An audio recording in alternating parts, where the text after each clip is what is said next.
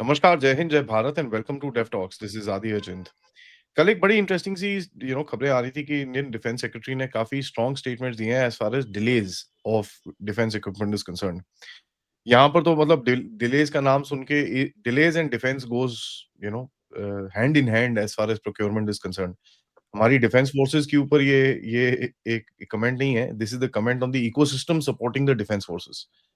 Which actually मेरे हिसाब से and I am going to be very harsh on it, begins in the defence ministry itself. ठीक है? तो डिलेज़ वहीं से ही 25 करोड़ आगे जाती हैं। उसके बाद वहाँ पर companies, this, that, there is just a bloody जाल that we need to go through before the products actually reach our forces. And in times like this, where today statements are being given by the same defense ministry कि साहब ऐसा है, हम लोग we had a neighborhood with many challenges, ठीक है? And हमको 20% budget hike चाहिए to meet these challenges, as far as the capital expenditure is concerned. What is the direction that we're heading? Let's talk. Pratyut bhai, namaskar. नमस्कार आदि भाई।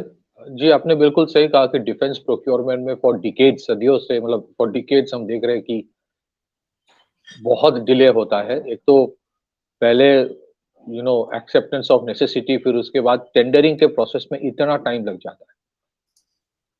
अभी शायद कुछ स्टेप्स लिया जा रहा है कि वो पूरा प्रोसेस जो है, जो डिफेंस सेक्रेटरी ने रिसेंट पास्ट उन्होंने कहा था कि 69 वीक्स में उस पूरे प्रोसेस को कंप्लीट करना है एंड देन साइन करना है। So if that happens that's a very welcome step. तो अभी हाल ही में उन्होंने जो स्टेटमेंट दिया इन अ कॉन्फ्रेंस, उन्हें उनसे जब पूछा गया था, दैट इज प्रीडोमिनेंटली ऑन, उन्होंने जो कहा that is on emergency procurement. So we can consider that it is the first step towards being very strict on जो डिफेंस वेंडर्स होते हैं। So if you look at, पहले थोड़ा देख लेते हैं कि इमरजेंसी प्रोक्योरमेंट का डेफिनेशन क्या होता है। Other I have just sent you a slide, अगर वो दिखा दे so it will be easy for people to understand कि इमरजेंसी प्रोक्योरमेंट और कन्वेंशनल प्रोक्योरमेंट में अंतर कहाँ होता है। सो अभी जो स्टेटमेंट आया that is about the emergency procurement, and इसमें भी कुछ डिलेज आता है। जनरली जो इमरजेंसी प्रोक्योरमेंट्स होता है वहां पे द आर्म फोर्सेस डायरेक्टली, मतलब under emergency procurement provisions the arm services can procure weapon systems worth up to 300 crore on an urgent basis without any further clearance. मतलब जनरली वो जो कमांड ऑफिसर होते हैं, फिर उसके बाद others at the top level, they can directly take the decision without going through the defense ministry। तो इसमें क्या होता है कि विद इन 6 मंथ्स, आपके कॉन्ट्रैक्ट साइन होने के within 6 months you have to start that delivery, and within a year you are suppose to end the delivery from the time of contract date. तो ये जो root है 2016 से लिया गया था। बेसिकली इसका ऑब्जेक्टिव ये है कि क्योंकि जैसे आदि भाई ने कहा कि डिफेंस प्रोक्योरमेंट प्रोसेस बहुत लेंदी हो जाता है, तो इसी वजह से इमरजेंसी प्रोक्योरमेंट के लिए government had given that permission to core level commanders, primarily the core level commanders, कि आप अपने requirement for short term war fighting capability capacity development, जहां पे भी थोड़ा डेफिशिएंसी आप वो डायरेक्टली खरीद लो। And that has been a very successful model। thousands of crores, हजारों करोड़ों के तादाद में खरीदा गया है। इंडिविजुअल कॉन्ट्रैक्ट 300 करोड़ का होता है, but there have been many such contracts. In principle it has help the arm forces. अगर हाल ही में आप देखेंगे वेरी रिसेंटली जो साइन हुआ post the operation Sindoor, Aadi भाई अगर वो दिखा देंगे, so these are very very critical procurement जो हुआ था फॉर फ्रंट लाइन, जो आपके बटालियंस है या फिर एयरफोर्स के है या फिर कोई भी कंटिजेंट जो फ्रंट लाइन ऑपरेशंस में इन्वॉल्व है, तो उनके लिए जो जो साइन हुआ था उसका एक छोटा सा लिस्ट है। तो it is integrated drone detection and interdiction systems, low level light weight radars, फिर उसके बाद very short range air defense systems, remotely planned, remotely piloted aerial vehicle, loitering munitions, including vertical takeoff and landing, VTOL, various क्या है categories of drones, bullet proof jackets, ballistic helmets. इसका basically होता यह है कि अगर मान लिए कि पूरा जो कॉन्ट्रैक्ट है वो शायद आपका 10,000 करोड़ का है, लेकिन उसमें 3-4 साल लग जाएगा, तो इसीलिए इमरजेंसी प्रोसेस प्रोक्योरमेंट में वही चीज 300-400 करोड़ का खरीदा जाता है। अगर आपकी रिक्वायरमेंट ज्यादा है तो each of the core commanders will give order for 300 crore each, ऐसे होता है जनरली, सो दैट इमीडिएट जो रिक्वायरमेंट है वो फुलफिल हो जाए without waiting for the entire process. इसमें अभी जो कहा गया है कि अगर यहाँ पे देखा गया है कि जो 1 साल में कॉन्ट्रैक्ट का एग्जीक्यूशन जो एक क्लॉज था, अगर वो नहीं होता है तो फिर the entire purpose of emergency procurement खत्म हो जाता है। इमरजेंसी प्रोक्योरमेंट करने का मतलब ही होता है कि इमरजेंसी पर्पस में मुझे चाहिए। अगर उसको आने में 3-4 साल लग जाए तो then it makes absolutely no sense. तो इसी में डिफेंस सेक्रेटरी ने कहा कि वो कोई एक क्लॉज ला रहा है कि अगर आप within a year if you do not execute the project तो फिर वो फोरक्लोजर ऑफ द कॉन्ट्रैक्ट या फिर some kind of a blacklisting ये होने की पॉसिबिलिटी है। तो वो अगर आप स्टेटमेंट आदि भाई थोड़ा दिखा देंगे exactly what the defense secretary stated. It's an important statement. It is a step in the right direction. What happens after that we will discuss once we see his statements. Specifically उन्होंने क्या कहा वो देखना थोड़ा जरूरी है, क्योंकि these are very very sensitive statements. उसमें कुछ किसी तरह के deviations और aberrations हम नहीं चाहते हैं.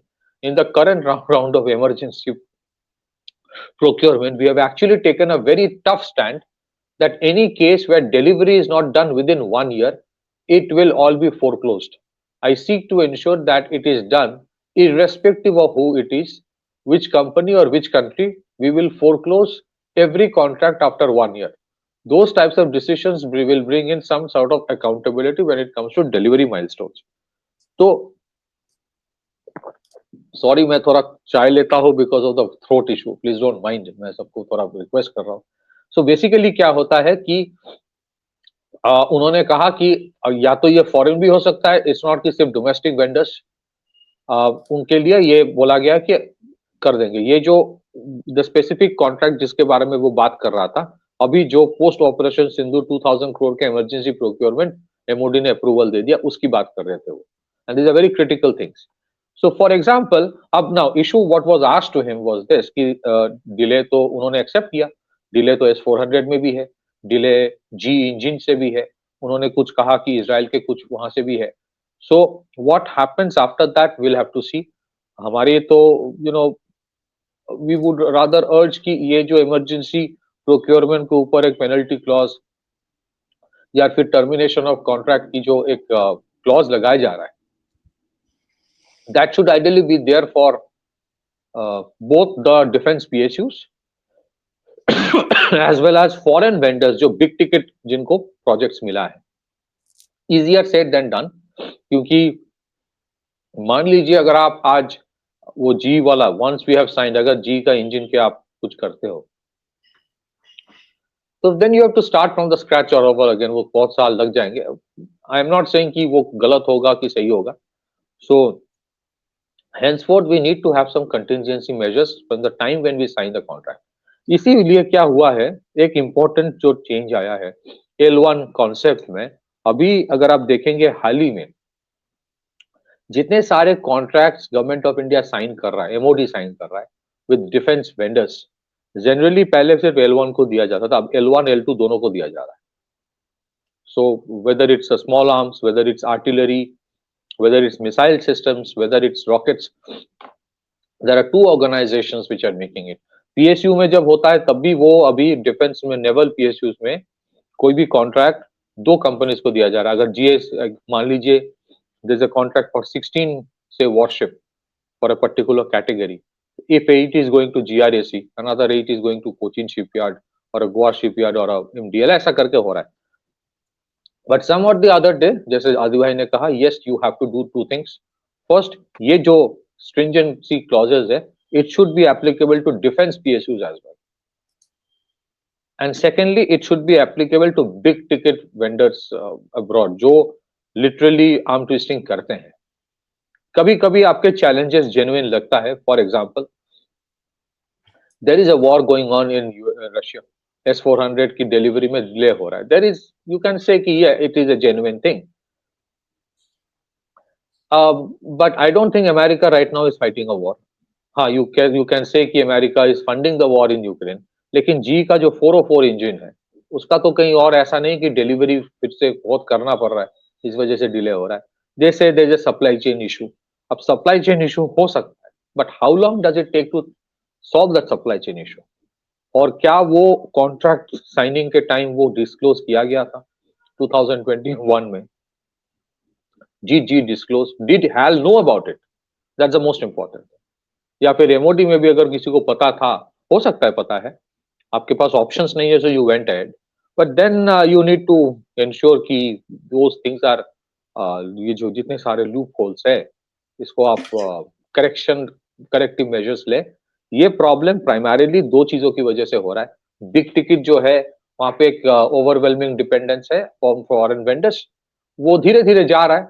सो you would have bigger control on things once things started getting manufactured entirely in India. जैसे S400 के अगर 5 स्क्वाड्रंस की बात हो रही है, जो सुनने में आ रहा है कि it might be main manufactured entirely in India with an Indian vendor. दूसरी चीज है, हमारे पीएसयूज के ऊपर भी इतनी अकाउंटेबिलिटी होनी चाहिए जितने प्राइवेट सेक्टर के ऊपर दिया जा रहा है.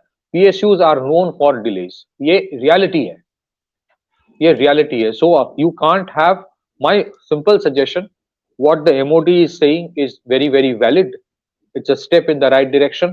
Eventually, अगर ऐसे stringent clauses big ticket acquisition के delivery के ऊपर भी लाया जाए, it should be for foreign vendors also, it should be for Indian private sector also, and it should be equally for defense PSUs as well.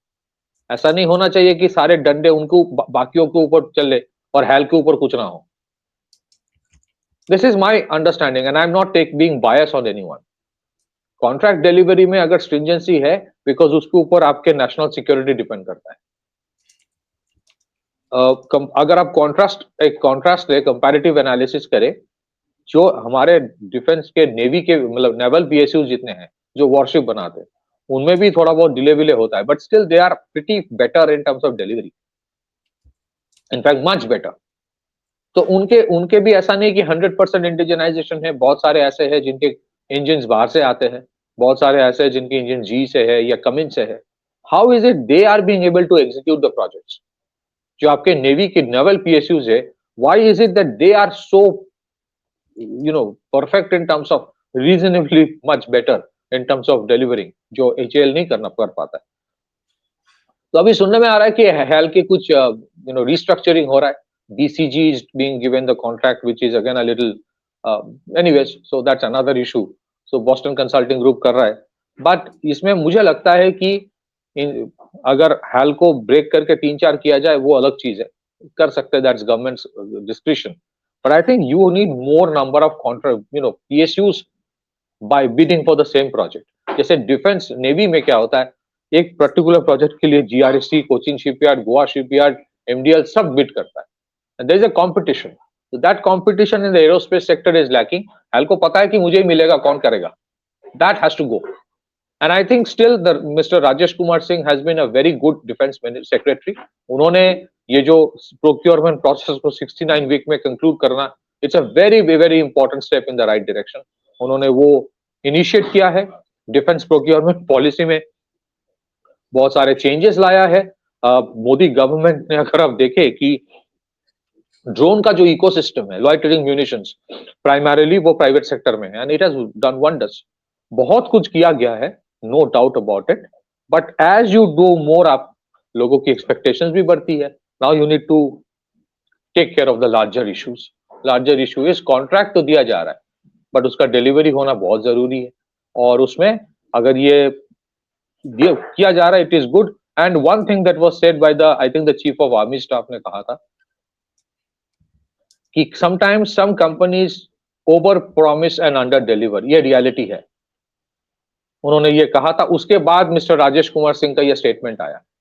Many of the vendors have over promised and under delivered. Now for any armed forces or any force which is fighting at the forefront, उसके लिए problematic हो जाता है. वो over promise under deliver दो चीजों में हो रहा है. एक is timeline, you are promising that you will deliver in this time, and it's not working out. Secondly, maybe I'm not sure about it. हो सकता है it is about the quality of the product itself. That you're promising something and you're not delivering. So while you will see कि 10 में से 7 companies are doing well in many sectors, in many of the defense execution projects, हो सकता है 10 में से 3 company होंगे जो डिलीवर नहीं कर रहा है. तो stringent clauses आना चाहिए. Over a period of time, I'm sure ये जो emergency procurement के ऊपर stringency लगाया जा रहा है, it will be applicable to big ticket acquisition also. Problems है, and I think MOD is aware of the problems. Changes लाया जा रहा है, थोड़ा टाइम लगता है. You can't just tomorrow say कि पूरा cancel कर दो S400, ऐसा नहीं हो सकता. So you have to sometimes be waiting, sometimes you have to be patient. और जो I'm still sure कि जो messaging देना है वो ऑफ द रिकॉर्ड दिया जा रहा है without being made public. I'm sure that messaging is going to both Russia and companies like GE. हाँ, सब कुछ पब्लिक में नहीं आएगा because there are factors involved. हर चीज नहीं आना चाहिए. But I think the government is aware ये जो डिले हो रहा है across the board वो problematic है. बहुत सारे कंपनीज डिलीवर भी टाइम पे करता है, जैसे रफाल. डासो ने रफाल को डिलीवरी 36 मंथ्स में ही कर दिया पूरा. 36 मंथ्स के बाद शुरू हुआ delivery, with in a specified time वो डिलीवरी कर दिया. Many of the private sector Indian companies भी डिलीवर टाइम पे कर रहा है. ऐसा नहीं कि हर कोई डिले कर रहा है, लेकिन जो डिले कर रहा है, whether it is emergency procurement और बिग टिकट एक्विजिशन, कुछ समटाइम सम और the other day the government would have had to wake up and take cognizance of that. वो लिया गया है. Let's see what happens in the future. Back to you Aditya. Yeah, I mean, मेरा एक ही point है. I mean, I don't want to be, focusing on HAL, but I think, that is the culprit at home sort of a thing.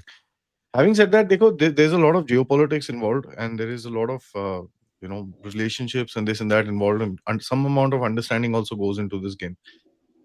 एक चीज हमको, you know, देखनी है, which is basically the fact कि अगर आप पूरी तरह से आत्मनिर्भर होने की कोशिश कर रहे हो, and right now about 68% of your procurement is coming from within the country. This has to be a byline.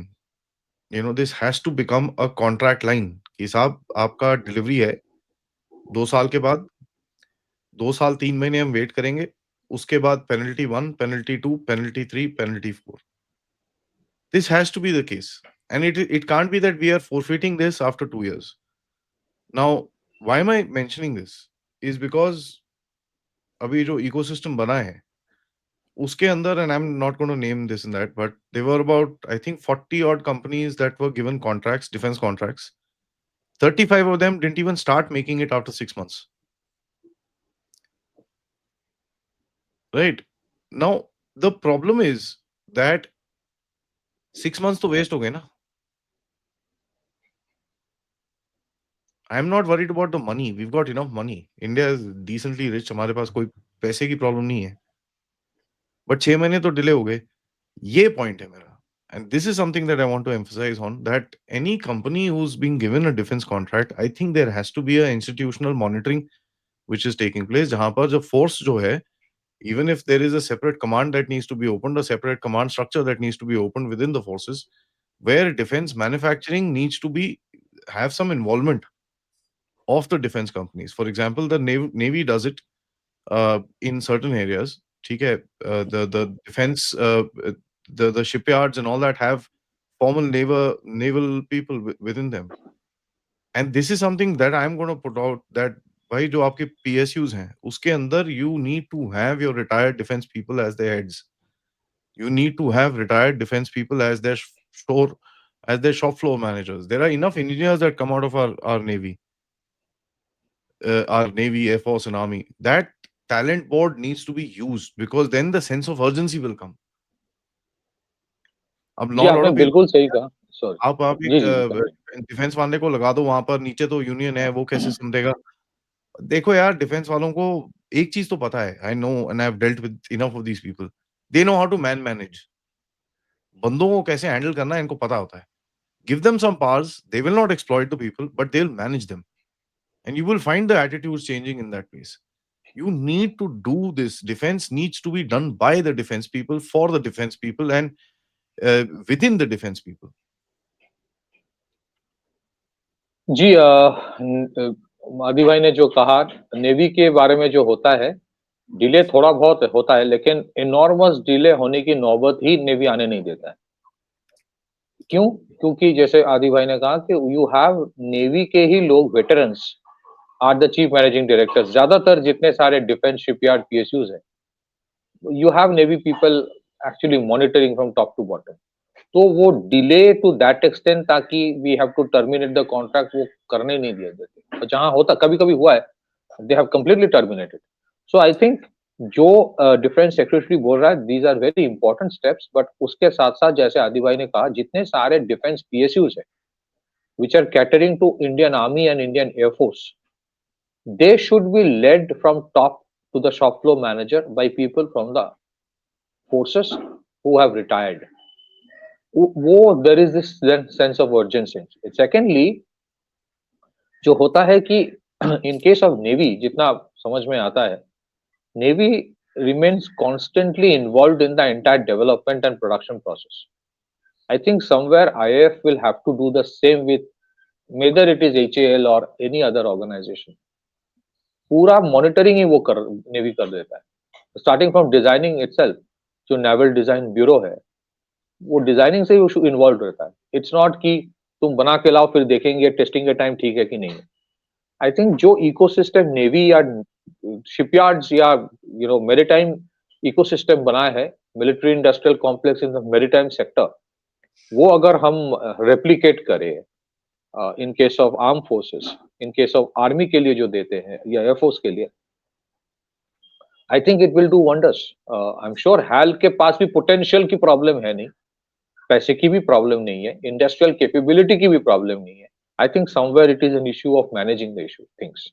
And इसमें without undermining anyone, I think if you have veterans coming and handling it, एक you have to create a distinction between a defence PSU and a conventional PSU.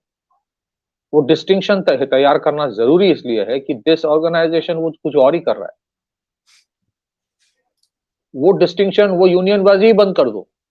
If you are a defence PSU, you should not have unions. You can not behave like any other PSU. मुझे लगता है Aadi back to apart from that, there are so many of our defense people who come out pretty early. The average Jawan leaves the forces at 35, yeah. Right? एक और चीज, sorry please. By 35 he leaves. उसको लगाओ ना उधर पे काम पे. He's got the discipline, he's got this thing, and he needs employment going forward. लगाओ उनको वहां पर. Private need sector to have, में yeah, we खासकर, need to sorry, have that thought process. We need to have that thought process, bro. I mean, that's all I'm saying. Private sector ने इन army के जितने short service commission से after से 7-8 years या 10 years, the short service commissioned officers जो when they exit the armed forces, उसको private sector ने बहुत ही बेहतरीन तरीके से उसका यूटिलाइज किया है। जैसे लॉजिस्टिक्स इंडस्ट्री में you would find lot of these personnel officers जो आर्मी सर्विसेज कोर से आते हैं या ऑर्डिनेंस कोर से या कहीं और से आते हैं, they have done wonders in the logistics sector. जहां पे भी मैन मैनेजमेंट रिलेटेड इश्यूज होता है, प्राइवेट सेक्टर ने जिस तरह से हमारे वेटरन्स का सद उपयोग किया है by putting them in the right place, अगर वो डिफेंस पीएसयूज करे, it will create wonders.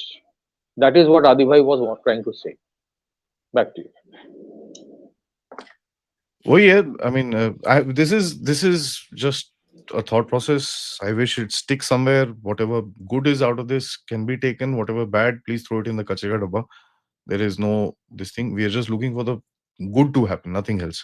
On that note, thank you so much for that update, Patikit bhai. And सबसे request है, वीडियो को लाइक करिए, सब्सक्राइब करिए, and share this and share your thoughts as to what should happen going forward. We need to get involved in this.